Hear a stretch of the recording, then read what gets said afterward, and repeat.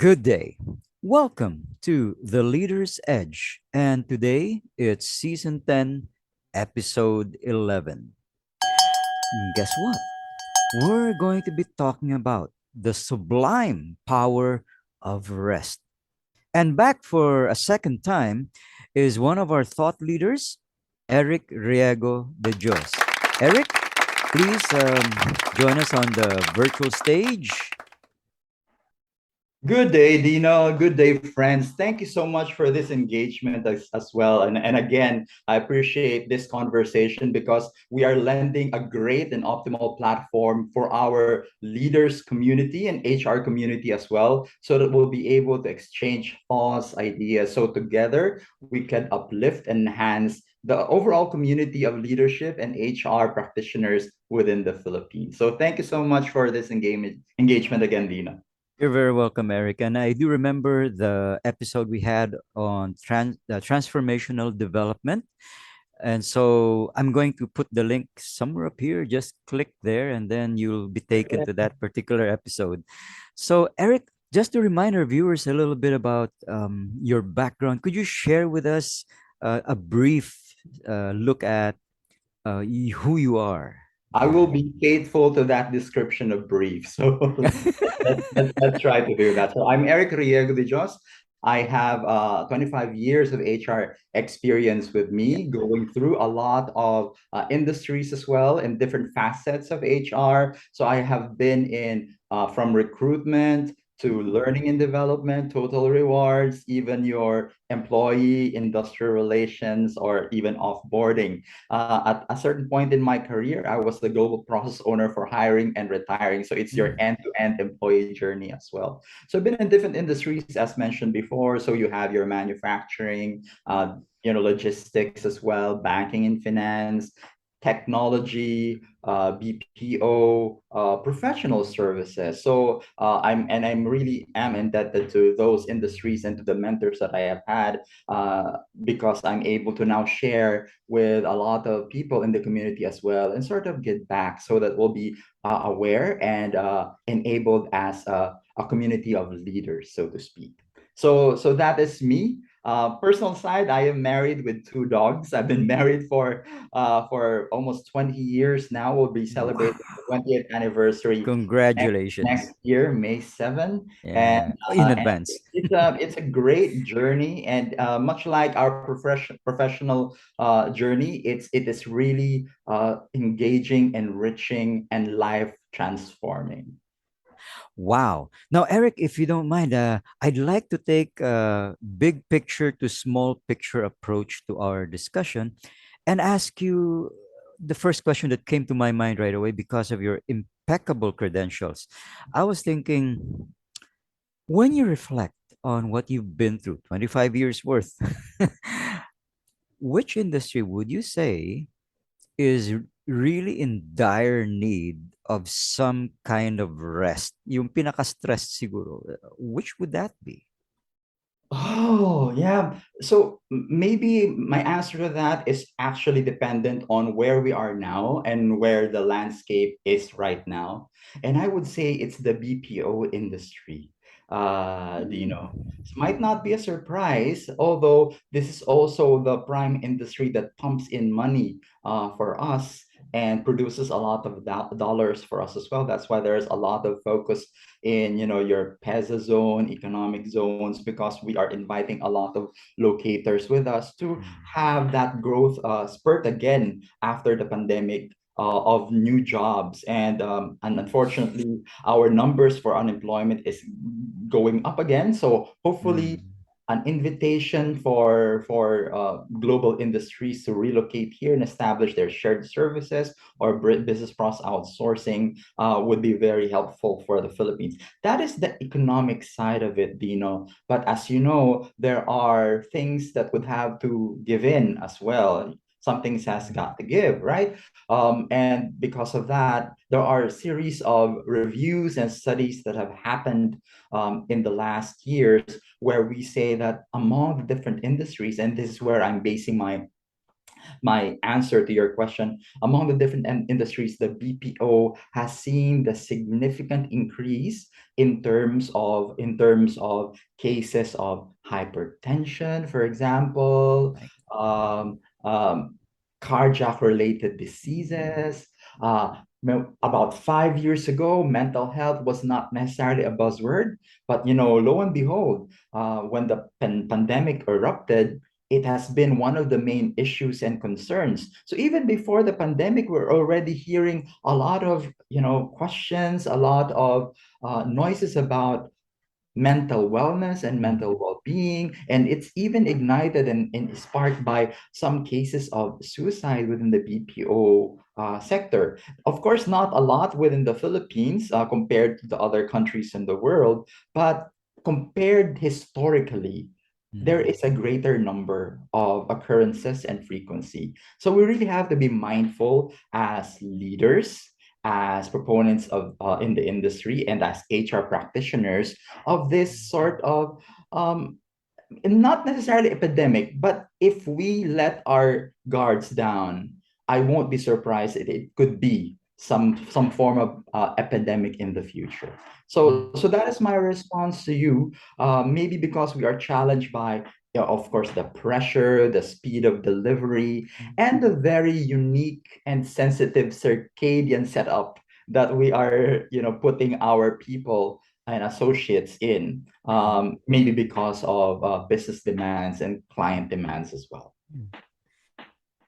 That to me was surprising because I would have thought it would be either the semicon industry or that it would be the healthcare industry.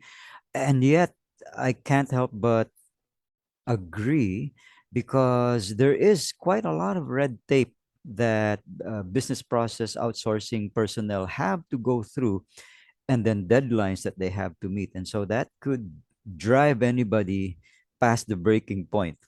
Now, of Yeah. course, uh, And maybe if I could also add, so mm, aside from the actual physical demand, as you have mentioned, pressure of delivering in a yeah, certain period of time, the quality standards, because they are one of the most measured industries mm, currently in the Philippines, and then the challenge of the circadian cycle that they are mm, following, right? So it's not necessarily your diurnal cycle. Sometimes most of them are actually on the nocturnal cycle, mm, and that's not necessarily how human beings are built. So you already have that physiological and sometimes even psychological tension. So having said mm, that, most of our BPO folks are actually in the contact center and customer engagement yeah, arena. And I don't know if you have had experiences like that, or even as a client, sometimes as a client, you can be very irate, and because you mm, only called because you have an issue or concern that yes, you wanted to settle. And mm, and who would usually carry the burden of the brunt mm, of those irritation, those issues, and those concerns of unresolved cases? mm. So there you go. It's not just a matter of physical challenge, but also a mental and emotional one at that. There is resonance in your response to me because I once did vocal dynamics training for a call center, and I had a participant who told everybody in class that she had spent 6 years in Meralco as a call center agent.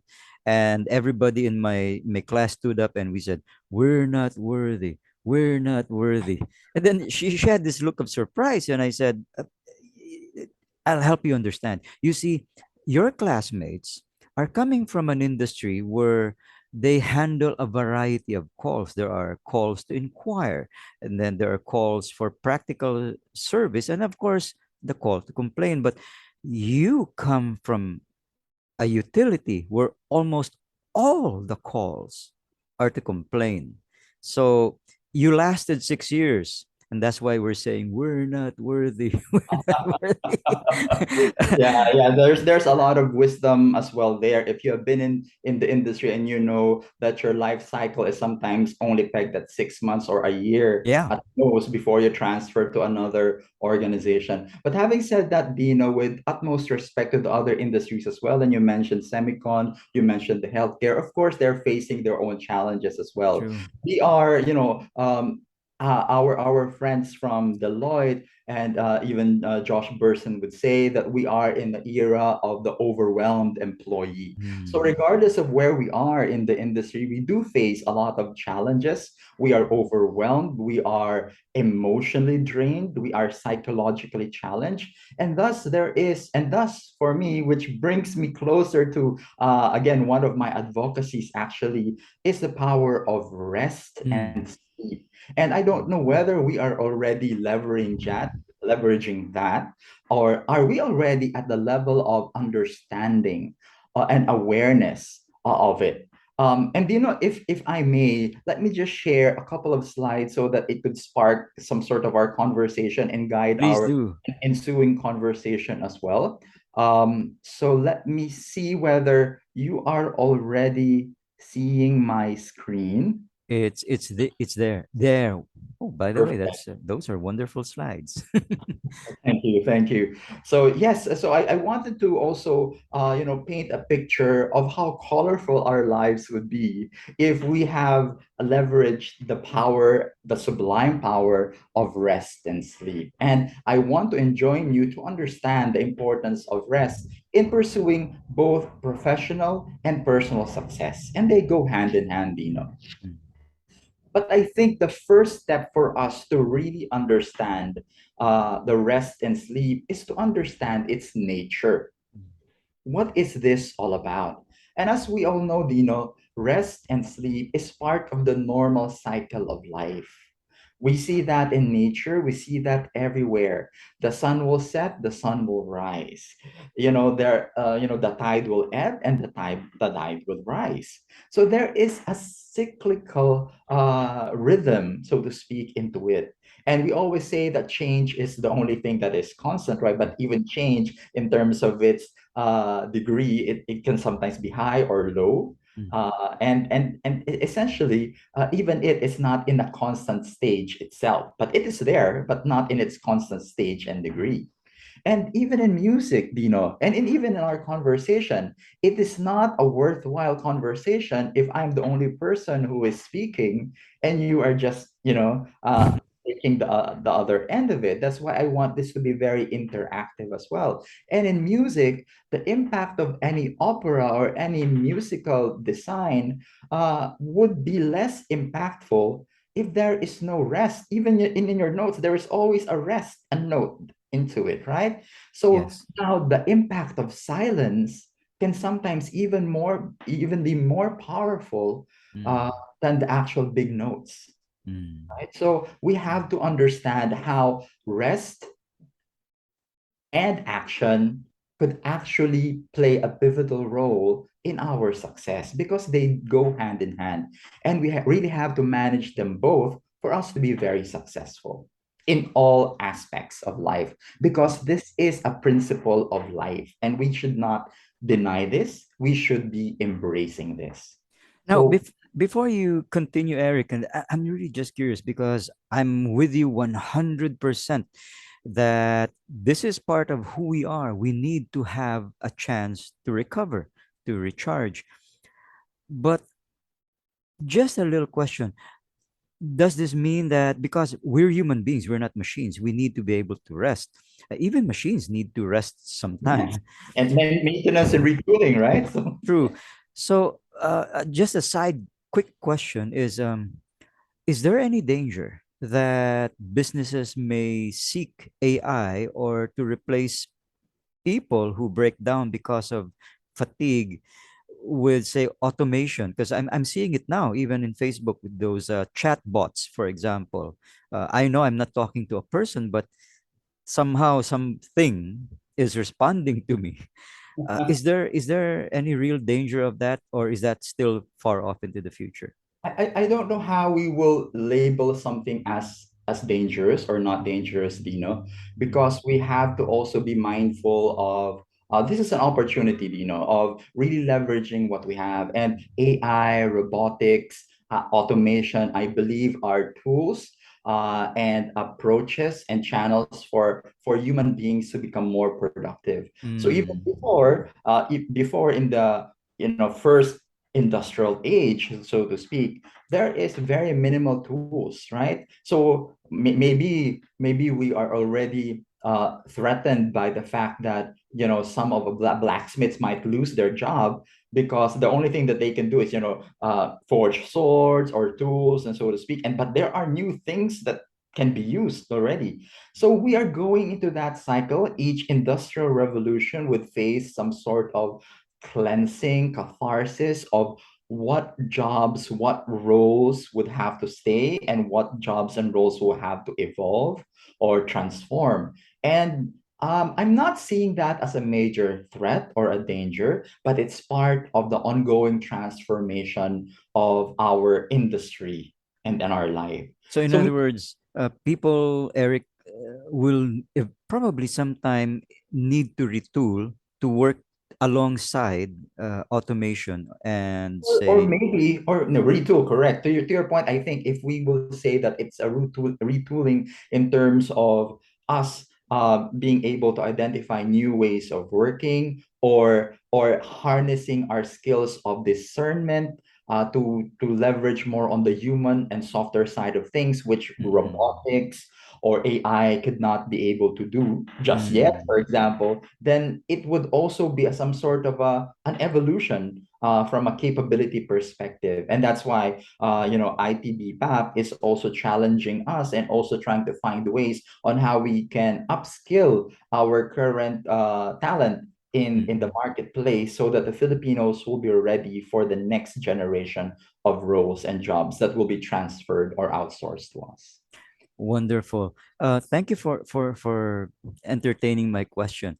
And for our viewers out there, guys, if you see a Gen Z or a millennial wearing earbuds listening to music, remember, Eric said it's part of the universal design, and we hear rest even in music.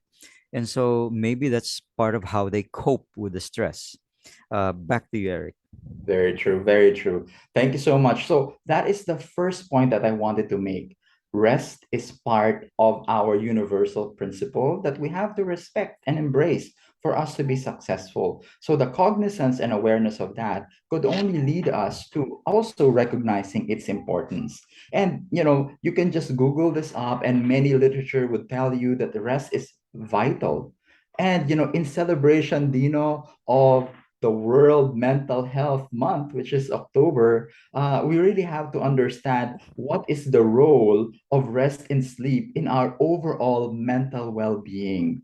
And it is not, I think, it is not by luck that the first phrase that you're seeing there is better mental health, Mm, because it might be really the first impact of or lack of sleep's impact is mental health. You also have increased concentration or lack of it, and memory loss, lack of immune system, reduced stress, improved or decreased mood, and even better metabolism or lack of metabolism, depending on where you are in your sleep and rest journey. I mentioned to you, Dino, earlier on that in the BPO industry, many of these have become imbalanced.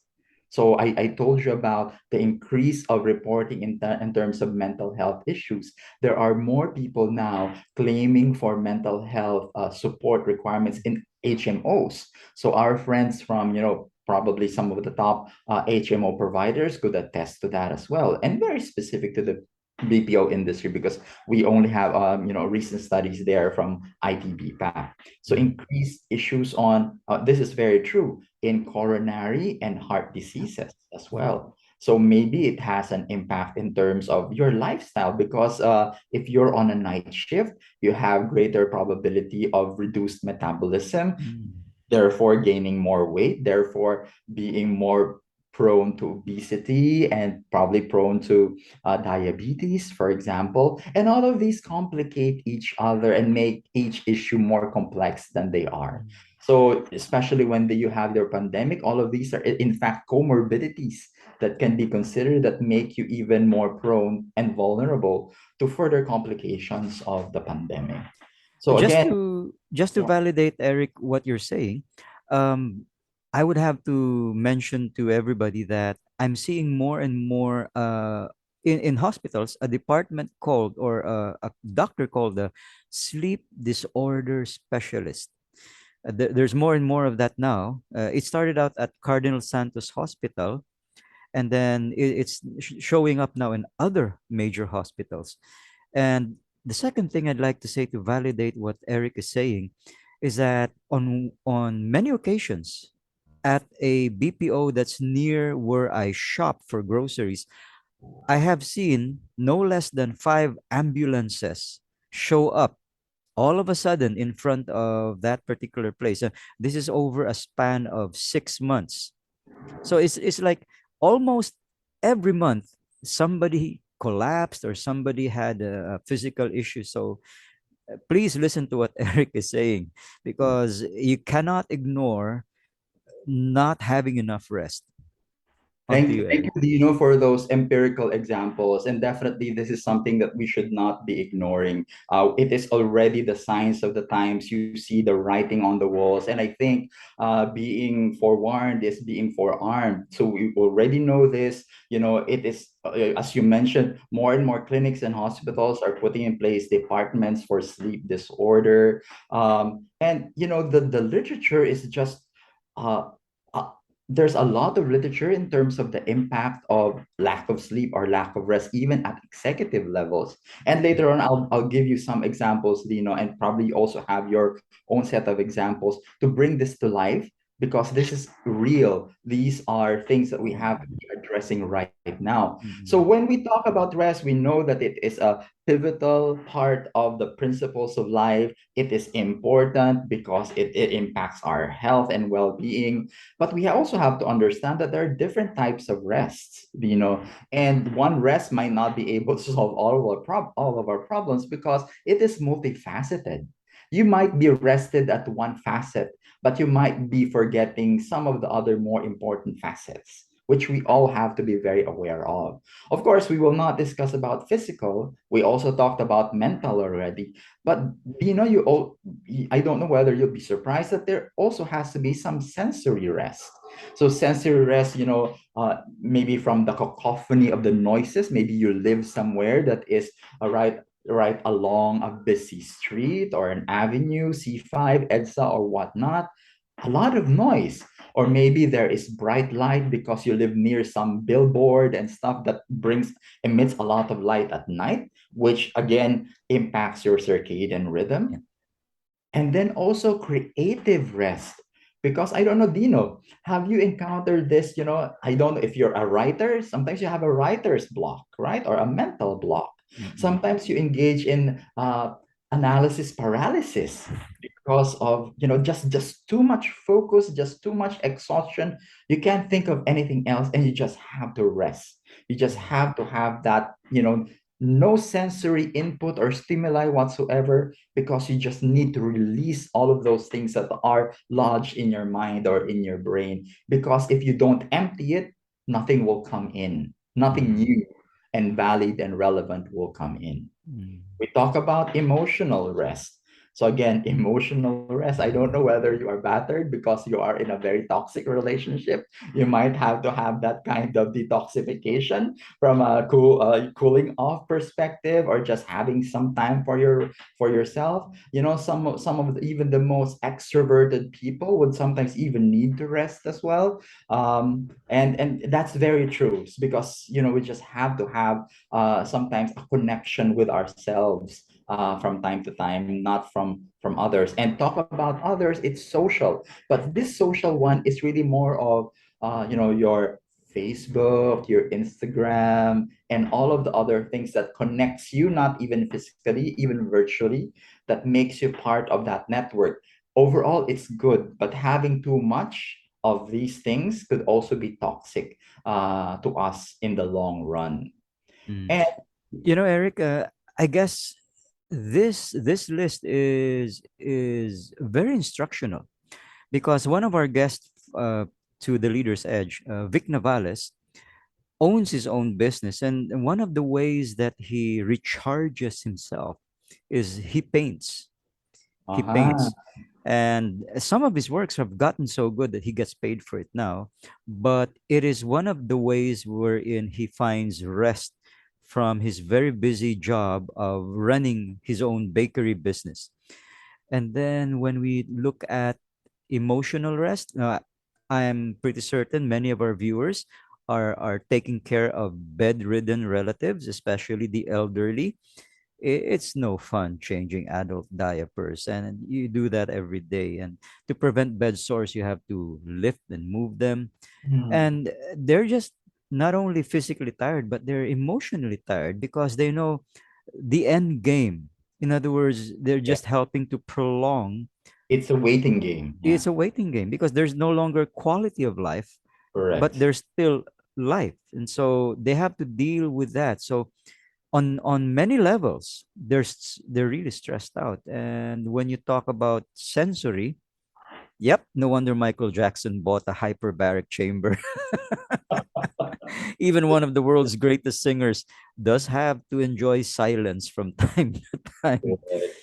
And when you look at spiritual, yeah, sometimes you could be in church every day and yet not recharged because you're Mm. surrounded by the toxicity of Mm. religiosity Mm. And that's why versus, we can. 'di ba? Versus Right.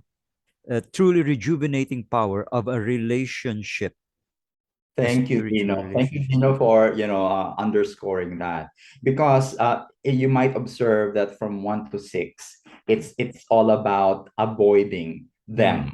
Yeah. But number 7, you can only get real spiritual rest if you Mm. connect more Yep. to it.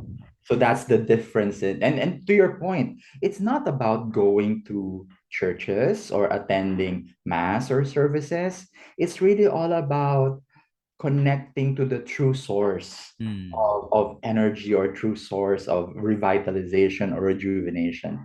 I Mm. don't want to be very prescriptive about it. Each one of us would consider where we can plug and recharge ourselves, and that Mm. actually delve into the spiritual realm already. And again, more of spirituality, not necessarily religiosity. That's where you can get real rest when you have real more spiritual rest. Unlike Mm. the first 6 is we want to say less of it, but 7 you have to increase it even more to get real rest.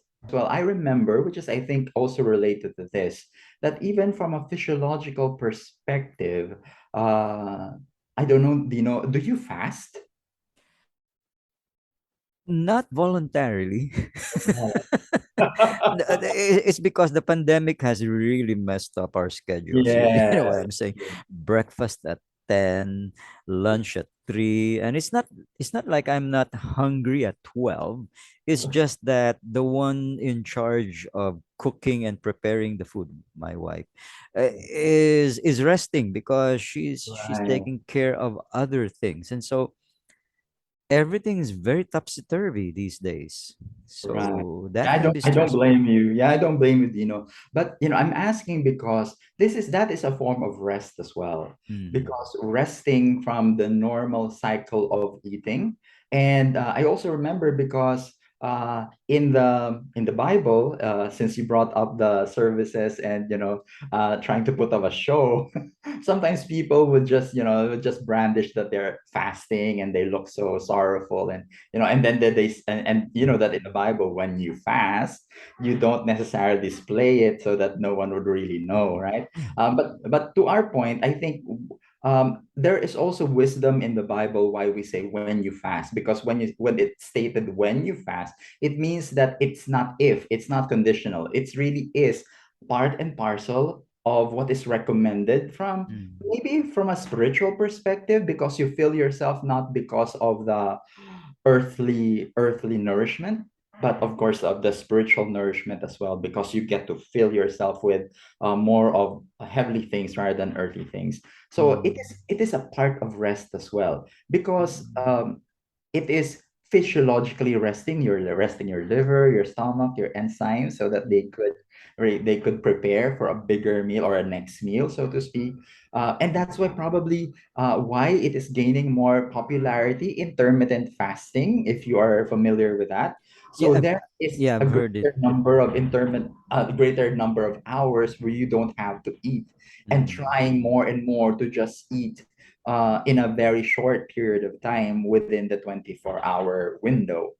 And sometimes we're even challenged to do OMAD, or one meal a day, or sometimes one meal every 2 days, if as far as you can go. But it is also cleansing, it's also cathartic, and it is physiologically at a cellular level resting. So that's mm. another level of resting as well. I thoroughly agree. Even Christ himself, who was probably the most stressed individual the world has ever seen, had to go out somewhere for 40 days to fast and to meditate on his father's will. And that was what gave him strength to resist the temptation of the devil.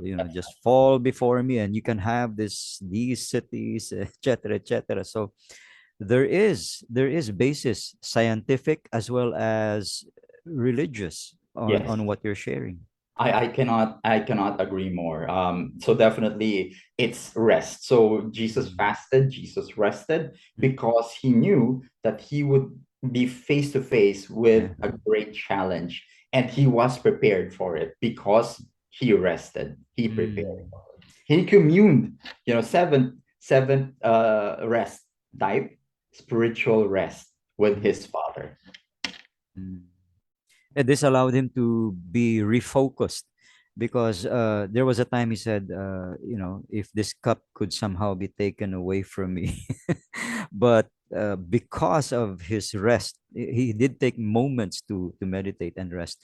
He always found his true north, That's and that is a good guide for the rest of us. correct. If and you will not be able to have that right discernment if you are immersed in the cacophony of things without Mm, you being well rested, isolated, and really focused. And so you can only do that when you have rested on these seven levels, and even more probably. But we're only trying to share with us the more salient ones at that. So, but Dino, but why is this kind of sort of mentality still perpetrated in the industry? So even if we know, and many of us are smart enough without us talking about the importance of rest and sleep, we already know at the back of our heads that this is important. Yet mm, it is still a rat race. mm, It's still a dog eat dog environment. mm, And why is that? Because we are brainwashed by society, by the corporate world, to act in a certain way, mm, right? Or maybe reinforced in a certain way. So let's try to debunk at least two myths in the corporate world why we are not in pursuit of rest and sleep, and we are in pursuit of fatigue. So ironically, so the first one is cutting down on sleep is one way to be more productive. So in one aspect, I think, if you just have one deadline, if you just have a project that you really need to finish, I think we should be able to be flexible enough just to finish, focus, and really get it done. mm, But I don't believe that that is the way to go on a day-to-day basis, mm. right? So you're saying, Eric, in other words, the common tip of, hey, take power naps, that'll help you recharge or recover, is no substitute for getting your 8 hours. In other words. Oh, yes. Yeah, although, of course, power naps could help because it somehow refreshes you, somehow takes away that strain and helps Mm, you refocus a bit. But you're right. It is not it is not a substitute for your daily dose of actual rest. And sometimes it's not 8 hours. Sometimes mm, some people would need nine, and sometimes people would need seven, right? So it mm, really depends on what makes you feel relaxed, recharged, and rejuvenated. Um, mm, And actually, so these two studies actually came from the Center for Creative Leadership, who is based out of Colorado Springs. So they're one of your executive leadership outfits globally that are very, very credible. So they did a lot of studies and surveys. So again, these are just two of the more salient results that they have had. So they said that their research suggests that even small amounts of sleep deprivation take significant toll on our health, our mood, our cognitive capacity, and productivity. So yes, sometimes we need to do overtime and have some sleepless night every now and then just to finish a project, just to meet a deadline, a critical deadline. There's nothing wrong with that. What is wrong is this your daily day-to-day lifestyle? Then Mm, that's something that is wrong. Maybe there's mm, a flaw in the design of your workforce management and mm, strategy, or a design in the overall strategy of the business. Maybe you are taking in more than you can actually manage. So mm, it's a question of that, because again, it's more of a cycle. And in mm, fact, later on, I we will discuss, Dino, that rest and sleep has a very strong impact on leadership. So you mm, talk about mood, you talk about cognitive capacity, you talk about productivity. Physiologically, since we already talked about the different types of rest earlier, and there's a physical slash physiological aspect of rest. From a psychological perspective, before the evolution of Neanderthals, for example, to become Homo sapiens sapiens, they have less developed prefrontal lobe, where most of our complex thinking happens, right? So it is the most impaired part of the brain when you don't sleep. mm, And and unfortunate to say, you will lose and you will let more neurons die if you don't sleep. I'm mm, not saying that you cannot regain neurons, because there are new studies that you can probably regain or revive some of the neurons, but you create a lot of damage. mm. And when you can actually prevent that by having appropriate sleep and rest, then why would you sacrifice your actual brain power or even your overall mental health for that? Eric, I'd like you to maybe answer this question. What would you advise people who are essentially cyborgs now, inseparable from their mobile phones, their tablets or their laptops? Uh, because sometimes they have apps that help us to rest or sleep, and sometimes like with computer games, people, children especially, forget to sleep on time. uh, is there any tip that you could share with parents, for example? How do we help our kids? Yeah, so I guess we, in the age of technology, we became confused, because sometimes we play the slave to technology rather than us being masters of technology, and it is very insidious, Mm, you know, because you don't know that you're already getting addicted. You mm, don't know that the behavioral changes is already happening mm, without you really knowing it, because addiction, as you know, it starts with small doses, right? It's good, and then because you're already resistant to that dose, you increase and increase and increase, and much mm, like your social time on social media, your screen time as well. So all of those apps are there intended to help you. But sometimes, because of the complexity, the number of apps that you're managing, you tend to be the slave of those apps and technology rather than you having mastery over them. So mm, it's a matter of really you having setting the right delineation, the right discipline, much like our challenge as well in terms of working from home. And there's already a lot of studies now that saying that working from home is the start of the demise of sick leave. because, because sometimes, as long as you can speak and you can still dial turn on the teams, and even without video on, you can still participate in meeting. You True enough.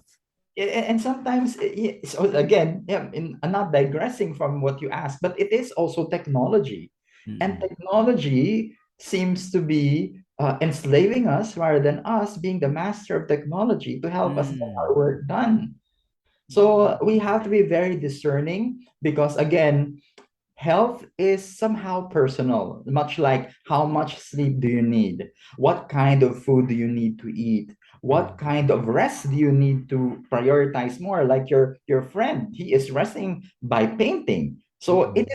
it's a very personal journey. It's a very discerning journey as well.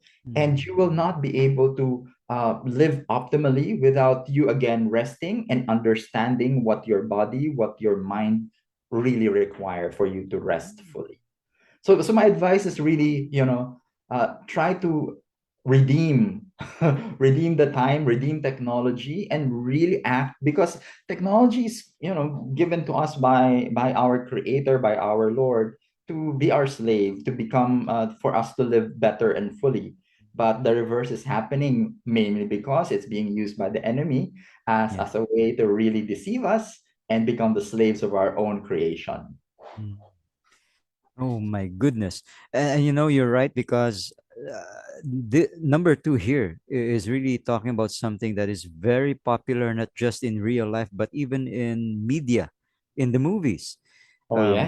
I remember in the movie Thank You for Smoking with Aaron Eckhart, where he talks to a CEO of a film company who said, "No, rest is sleep is overrated." He said, "I do my most productive thinking in the middle of the night," and that's reinforced somehow by CEOs as well, who, as I can see here in your number two, declare that sleep is not as useful for them as it might be for other people. Right. So, that's one of the other myths that we need to debunk. Mm. So maybe that CEO is one of our outliers. So in any population, you will have your outliers as well. Yeah. In this study, true enough, so what they did is they surveyed a lot of CEOs, professionals, so consultants, managers, and so on and so forth. Mm. So first and foremost, the first result is many people really believe that CEOs or leaders sleep less, about 45 minutes to an hour less than the normal or the average professionals. Mm. But when we actually ask all CEOs, on the average, again, there might be outliers, on the average, what they say is they sleep as much as any other professional. There is no significant difference on how much or how many hours CEOs and other professionals sleep. So Mm. these are very scientifically done survey because CCL as a executive leadership institute would have the very strong credibility when it comes to surveys and researches. So no significant difference between overall average of professionals and overall average of CEOs as far as number of hours of sleep is concerned. Okay, so Mm. that is the first one. The next one, based on the survey, they are also the least likely set of professionals who would say that you should not sleep to get to become successful. They Mm. are, in fact, they are the ones who would suggest or mentor or counsel other professionals to sleep regularly as much as you can so that you'll feel productive the following day. Mm. Maybe they, based on the years of experience that they have, that wisdom came about because of their personal experiences. And as they themselves would say, they actually sleep on the average the same as any other professional. So again, it might mislead us because in order for us to get to the top, we have to sacrifice our health, our sleep, our family. But that is not true because even the Bible would say that our Lord, our Christ, came to for us to give us life to the full. Mm. So again, when it's to the full, it's really holistic in terms of Mm. you getting enough rest and you also becoming successful and not compromising anything in the different facets of your life. May it be your family, may it be your health. You know, Eric, Dr. Dennis Waitley once upon a time said, was talking about the empires of the mind, he was saying that uh, we have three states. One is we have the conscious thought, which is capable of doing one thing at a time. The preconscious thought, which is capable of doing nine things simultaneously, driving a car. You're looking at this, your side view mirror, shifting gears. So all of those happen automatically.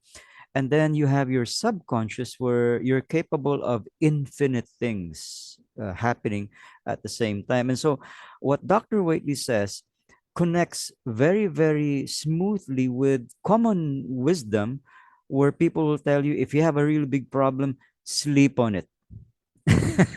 Because if you can't figure out the solution when you're awake, who knows, it the solution may come to you in your dream. And Yeah. then when you wake up, bang, Yeah. eureka. Yeah. So, it's a very romantic way of putting it, but, from a scientific perspective, because your brain, much like any other muscle, would need to rest as well. Mm, And it would release certain enzymes and wastes because of its production, a lot of mm, electrical signals there. There are byproducts. And you have to flush out all of those byproducts because otherwise they would be clogging your brain, and lo and behold, that is what we will be calling dementia, Alzheimer's yeah. in the Yeah. future. So if you Mm, don't, flush your brain out of those toxins, it will stay there, will calcify your brain, and then mm, it will fry it later on. So mm, again, if we look at life as more of a marathon than a sprint, then I mm, think you will be valued and be more productive even if in your senior days.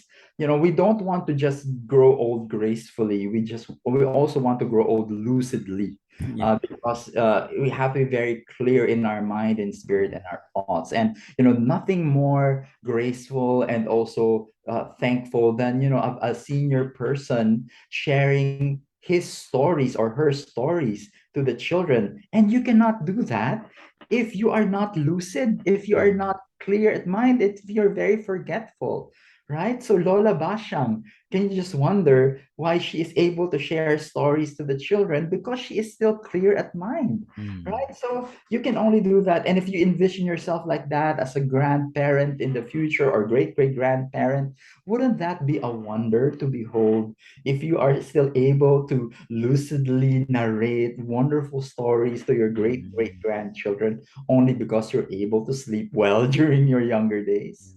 Indeed, Eric.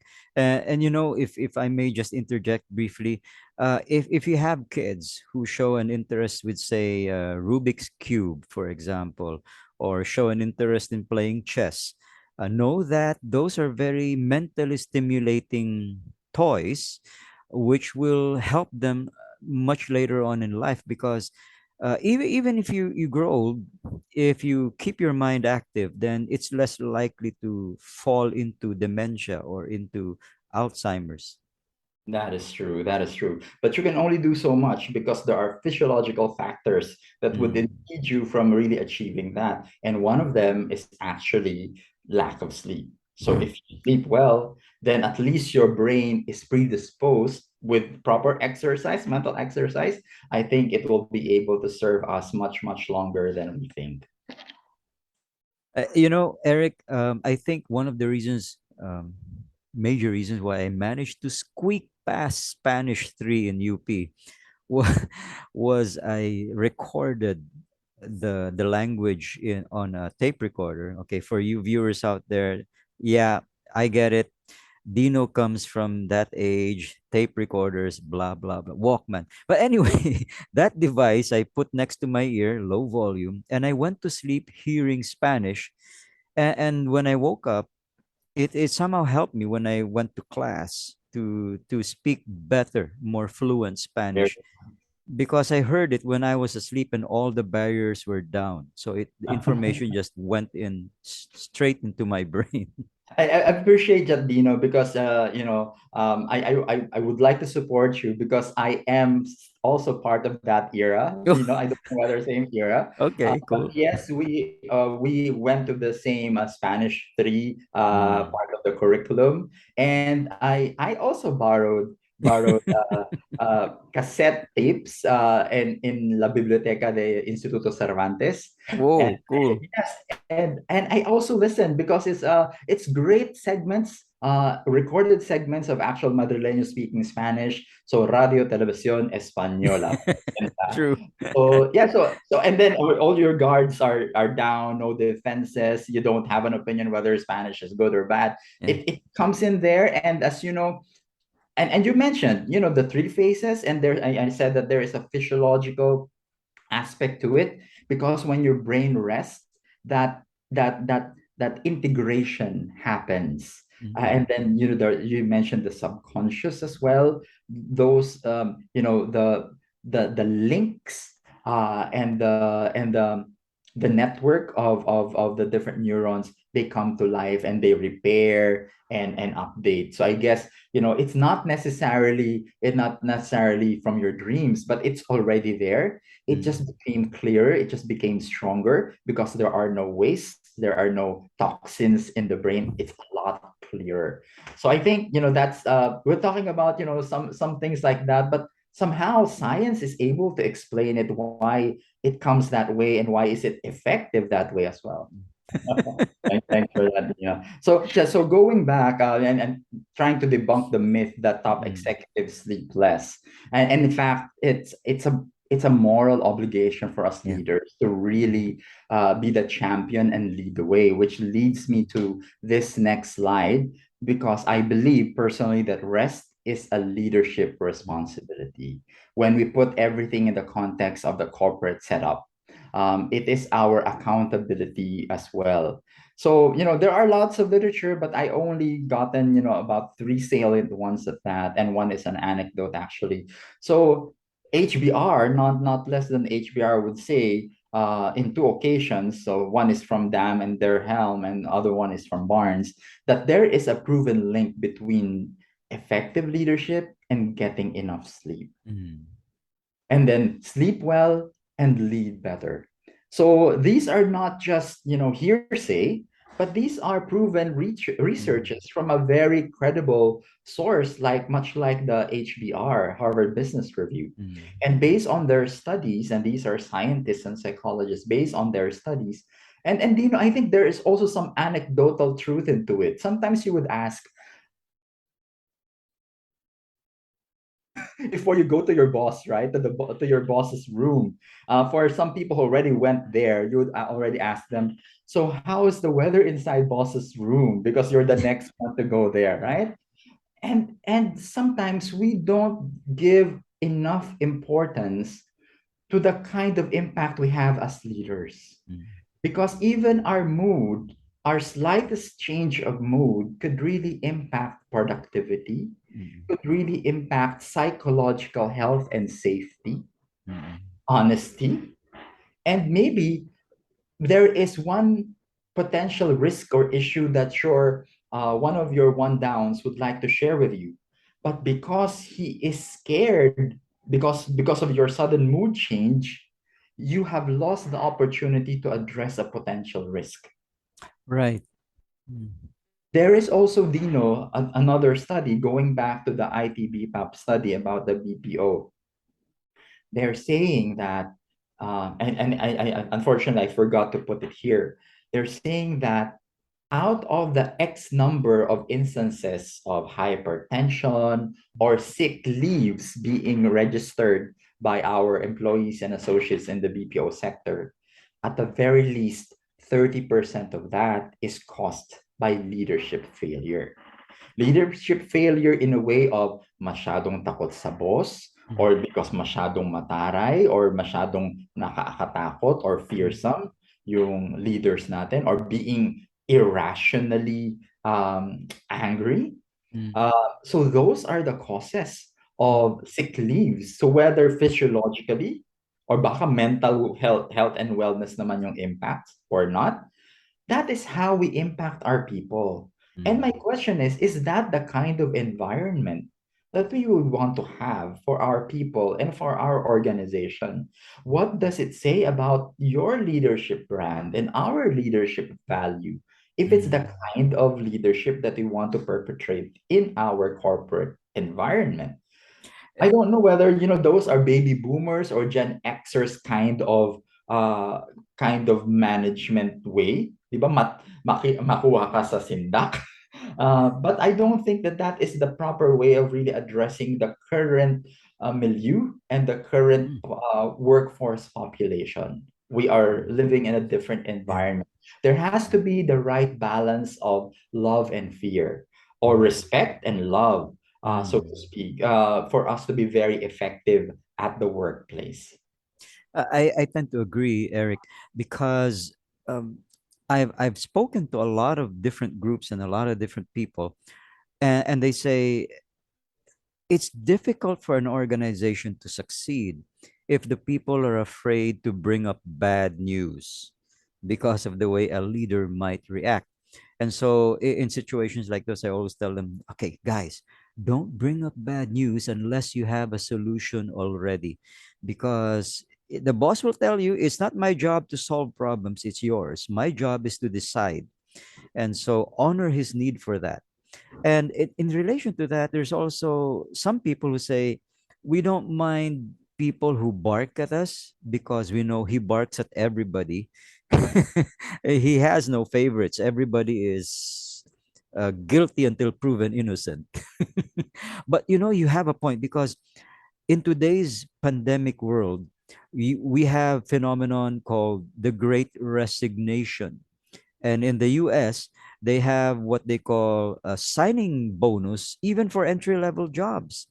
And in Vietnam, according to Colin Blackwell, they're now experiencing more people shifting from full time employment over into a gig economy. Mm, mm, And somehow they're earning just as well as those who are doing full time and yet being able to enjoy a better balanced life. And so the point you're trying to make is important because we know how fragile or how easily hurt people can be. And because YOLO, you only live once. Why do you have to put up with this when there's a better offer somewhere else? mm, mm. Right now, it's really not just about money, and because time, flexibility are the new currencies, Yeah. Mm. and after the pandemic, there is a call for leaders who are able to empathize more, Mm. or able to listen more, Mm. and to make you feel like an audience of one.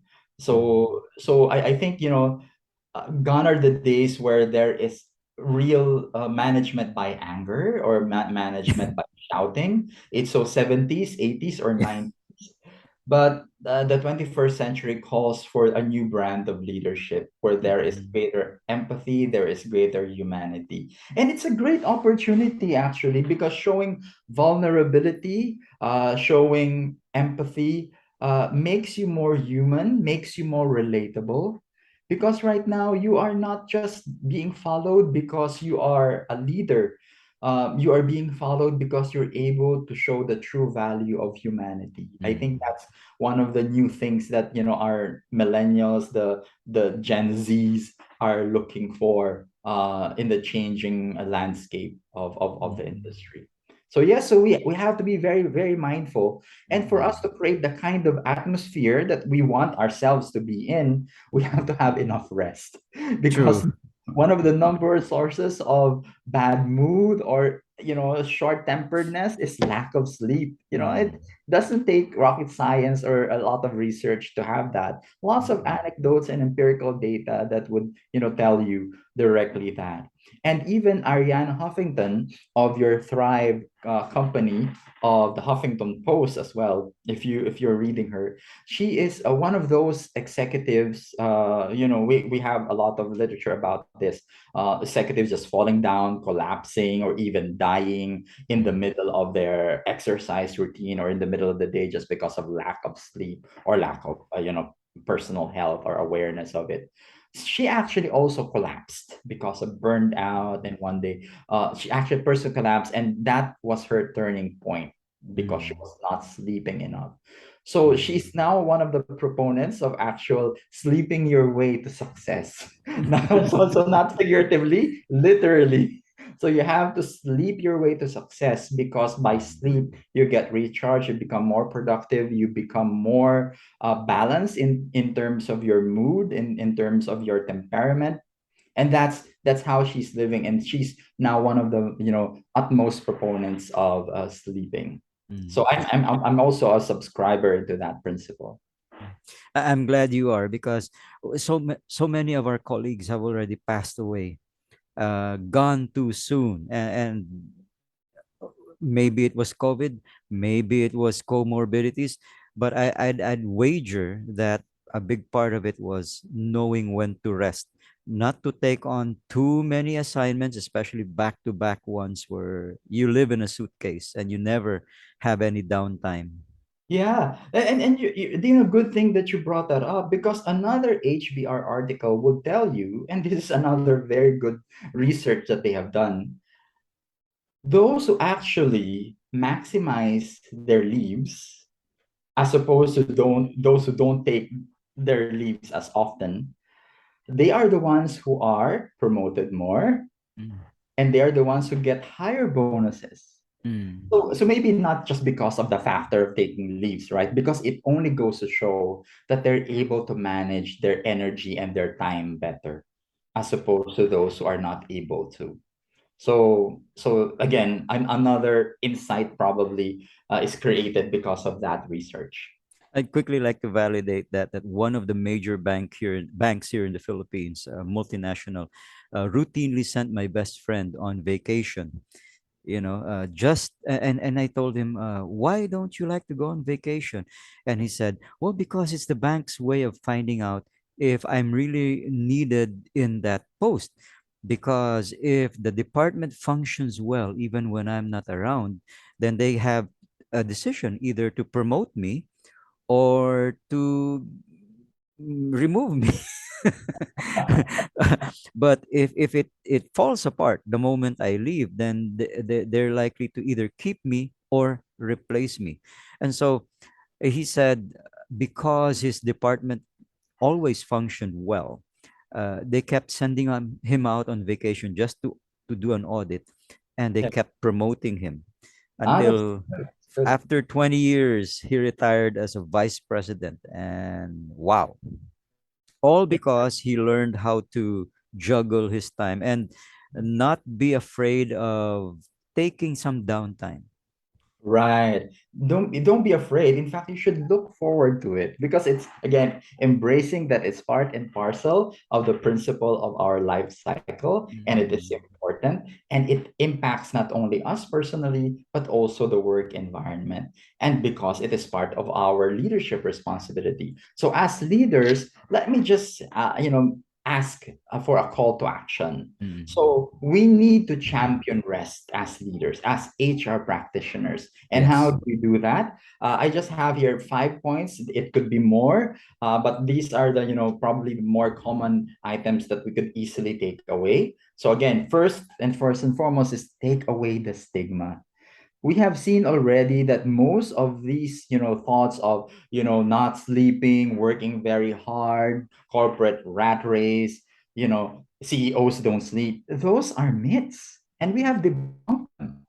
They cannot be farther from reality. Mm. So the reality is, people who get promoted, people who get higher bonuses, people who become CEOs are the ones who are able to manage their energy, manage their time, manage their productivity. So let's take away the stigma, because it's not a question of how much time you put in the office, but what is the real output and your contribution to impact the organization. It's an output based performance versus a clock based performance, Right. right? Second is model the way as a leader. When we already know this, when we are armed with all of these information, we should proudly display the right kind of behavior. Take your own leaves, Mm-hmm. come to the office on time, and also probably also leave on time as Yeah. necessary. Yeah. So again, it is modeling the way. It is also not just taking away the stigma, it is also normalizing productivity, the right Mm. kind of productivity that is not time based. Mm. Okay. And third one is allowing and encouraging use of earned leaves. Mm. So tayo na yun. So if we are actually taking our leaves, then of course we should also champion and encourage people to take their earned leaves. Anyway, they Mm. already earned it. And of course, knowing the different benefits of, utilizing rest, then it will go back to us because of greater productivity, greater creativity as well, and no more stigma. We all need to rest because it's part and parcel of our principle in life. So, and then as HR practitioners, we have to create learning programs that would instill awareness and understanding. So it's very easy, even in your onboarding, even in your promotion, when you have a new person placed on a certain role, equip him or her and provide him the right perspective in terms of rest. Provide the infrastructure. Some organizations have put a nap area Mm. or a sleeping area, a relaxation area, or massage Mm. area, different ways of providing rest in many different ways as well, not just physical. So again, provide the plenitude of that opportunity for them to get rested so that they can become more productive.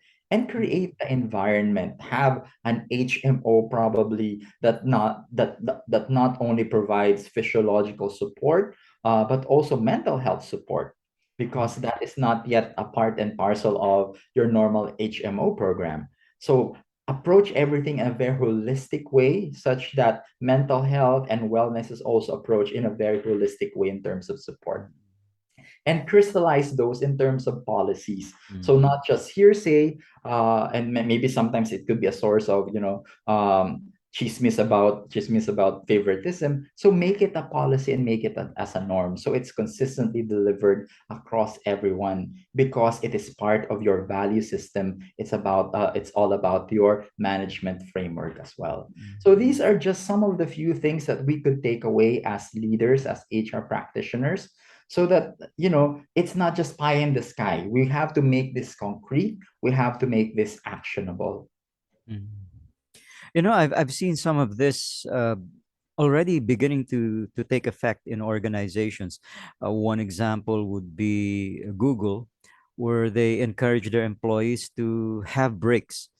So I've seen some of them play ping pong while trying to solve a programming algorithm, There and you go. Yeah. then some of them have sleeping bags just underneath their tables, and they're allowed to take a break. When I used to work for an animation company in its HR department, this was in the mid to late 80s. Yeah, in our company, we used to have like a quota kings and quota queens who we had to buy folding beds for because we acknowledge their need for rest. And so, yeah, we created that environment for them to be able to take a break. And I was mindful that they would not punch in or punch out sneakily. Uh, they punch out when it's time off for work.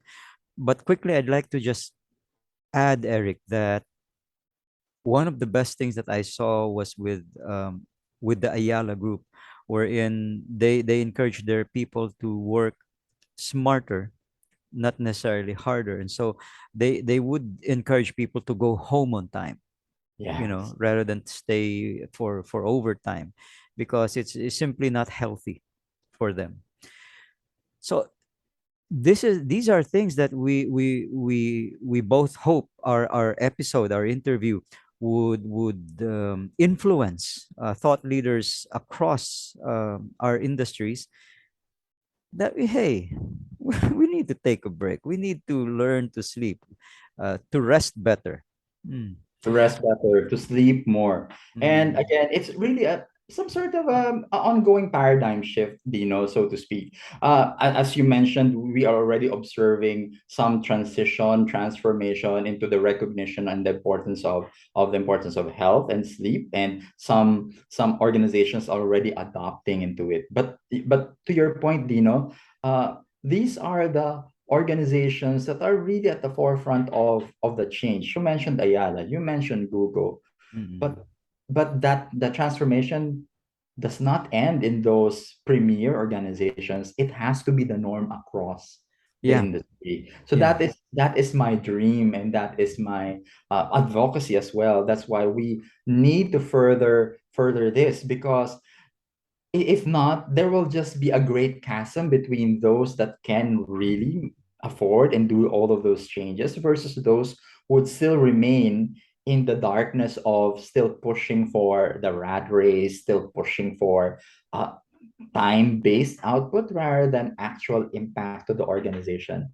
So again, awareness is half the battle, and then we as leaders in the HR field, or even leaders per se, should really influence the milieu for Mm, this to happen. It takes a lot of advocacy, a lot of platform like this, so that it mm, won't go away. Because the problem is we talk about this and sometimes we forget. So it has to be a continual reminder for all of us, because this won't go away, and this will remain to be a problem as long as we don't make the tipping point of at least the vast majority, or the critical mass of the industry practicing this. mm.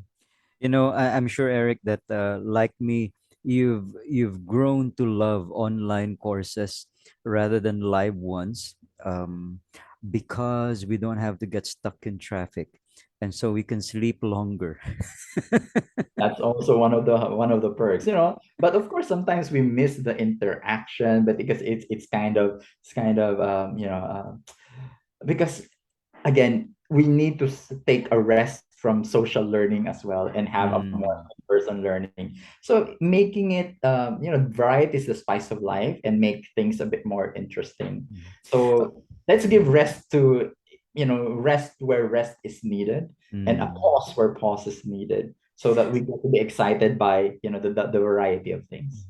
You know what? I'm looking forward to the day when we finally have self-driving cars, so that on our way to a training program or on our way home from one, we could just rest in the vehicle and let the car. I couldn't agree more, and that's one of the examples as well, of of having technology serve us, human beings, for our purpose to have a fuller and healthier life, but not the Mm. other way around. True enough. So Eric, That's what I have for today, Dino. And thank you for this conversation, and thank you for this platform. Hopefully, this will be able to help us reach out to more of our leaders, reach out to more of our HR practitioners, because I know I'm not alone in this mm, advocacy. I'm not alone in this rally. And as we reinforce each other and support each other, then hopefully we'll create a better environment where everyone can get fully rested, but everyone could also be fully productive. so Eric, are there any upcoming events or special activities that you'd like to mention to our audience that you might want them to know? Oh, so thank you, Dino. I would just like to join everyone to continue to support the Leader's Edge.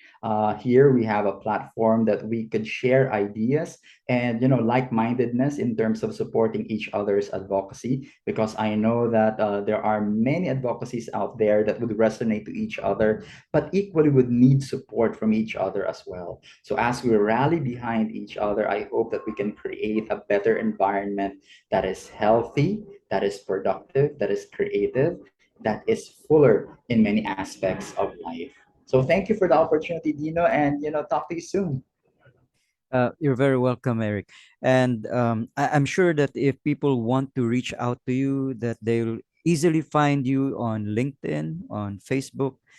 So, I'm on LinkedIn, I'm on Facebook, I'm on Twitter, I'm on Instagram. okay. So all of those four channels have happily can I'm happy to connect with you, and hopefully I'll continue the conversation with you through those channels. Wonderful. Thank you so much, Eric. And for our viewers, our next guest for our season ender would be Joselito Con Abraham, who will be talking about fitness for leaders. And so, if you enjoy the content of what was discussed today, do click on the like, share, and subscribe. That would be sublime. And as ever, please remember, dear viewers, that learning is a never ending journey with limitless vistas. Good day.